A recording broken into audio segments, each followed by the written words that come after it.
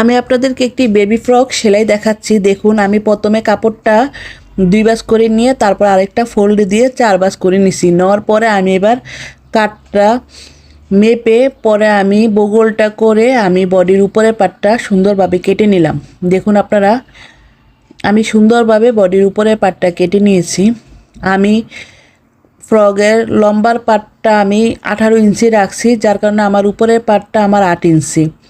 আমি 8 ইঞ্চিতে আমি উপরের পাটটা কেটে নিলাম। এবার আমি নিচের পাটটা, বাকি অংশটা আমি নিচের পাটটা করে নিলাম।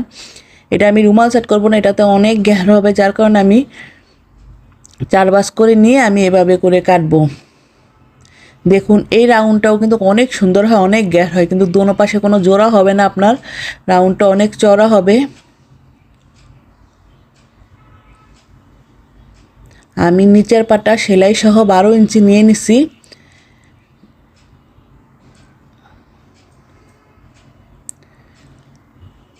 নেওয়ার পরে আমি এটা কমপ্লিট করে নিতেছি। দেখুন আপনারা এইভাবে করে আপনারাও রাউন্ডটা দিয়ে নেবেন। দেওয়ার পরে আপনারা দেখবেন এই রাউন্ডে একটা ফ্রক বানাইলে বাচ্চাদের ফ্রক অনেক সুন্দর হয় আর অনেক ঘের। এটা ছোট বাচ্চাদের জন্য, বড় মানুষের আবার অনেক কাপড় লাগে ছোট বাচ্চাদের। আর আমি কাপড়টা অবশ্যই এখানে 1.5 গজ কাপড়ে আমি এই ফ্রকটা কমপ্লিট করে নিচ্ছি। দেখুন আমার নিচের রাউন্ডটা কতটা ঘের হয়েছে আর হয়ে গেছে। উপরের পাটটা আর আমার নিচের পাটটা কমপ্লিট হয়ে গেছে। আমি আপনাদেরকে দেখানোর জন্য আমি ভাপিট করে নিলাম। নেওয়ার পরে এবার আমি গলাটা কেটে নিচ্ছি। গলাটা একটু পানের মতো দিব, যার কারণে আমি সুন্দরভাবে একটু পানের মতো কেটে নিলাম। প্রথমে ভি দিয়েছিলাম, পরে আমার কাস্টমার বলতেছে না, এটা একটু পান শেপটা দিয়ে দেন, এবং আমি তাল পাট কেটে নিলাম। নেওয়ার পরে দেখুন আমার উপরে পাটটা কমপ্লিট হয়ে গেছে। এটার থেকে আমি পাশের ফিতার জন্য আমি কাপড়টা নিব।